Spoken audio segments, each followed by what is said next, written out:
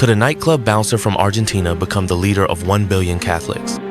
Meet Pope Francis, a man whose journey from the streets of Buenos Aires to the Vatican redefined faith, compassion, and leadership. Born on the 17th of December, 1936, in Buenos Aires, Argentina, Pope Francis grew up in a world far from the Vatican's grandeur. One of 5 children of Italian immigrants, his family lived modestly, instilling values of hard work and community. As a teenager, Jorge swept floors, tested chemicals in a lab, and even worked as a nightclub bouncer, rubbing shoulders with the city's nightlife. But a near-fatal illness in his 20s changed everything.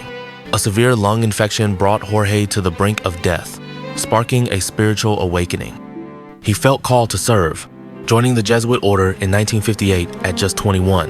By 1969, he was ordained a priest, vowing to live in poverty and dedicate his life to others. As a Jesuit, Jorge focused on education and community outreach, earning a reputation for compassion.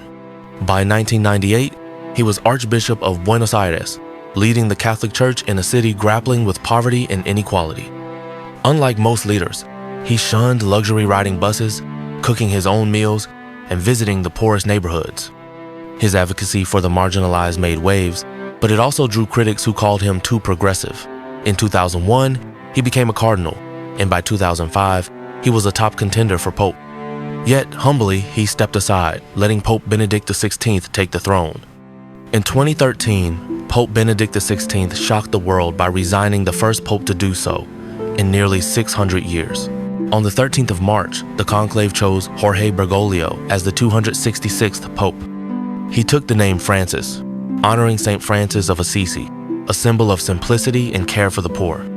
The first Jesuit pope, the first from the Americas, and the first from the Southern Hemisphere, Francis broke every mold. He ditched the papal palace for a modest guest house, carried his own bags, and even kept his love for Argentina's San Lorenzo soccer club alive, cheering from the Vatican. Leading over 1 billion Catholics, Francis pushed for a church of mercy welcoming migrants, addressing climate change, and embracing the marginalized, including the LGBTQ+ community. But his reforms sparked debate, with some praising his vision and others resisting change. Francis's papacy wasn't easy. His progressive stance divided the church, with conservatives questioning his approach. Meanwhile, health issues loomed. Diagnosed with type 2 diabetes, high blood pressure, and a chronic lung condition called bronchiectasis, he faced frequent hospitalizations. Despite bronchitis and pneumonia in his final years, Francis pressed on, delivering messages of hope and peace. His resilience inspired millions, proving that even in frailty, his spirit remained unbreakable. On the 21st of April, 2025, the world mourned as Pope Francis passed away at 88 in Vatican City's Casa Santa Marta. A cerebral stroke led to a coma and heart failure, ending his transformative papacy. The Vatican released his will, dated the 29th of June, 2022, requesting a humble tomb at St.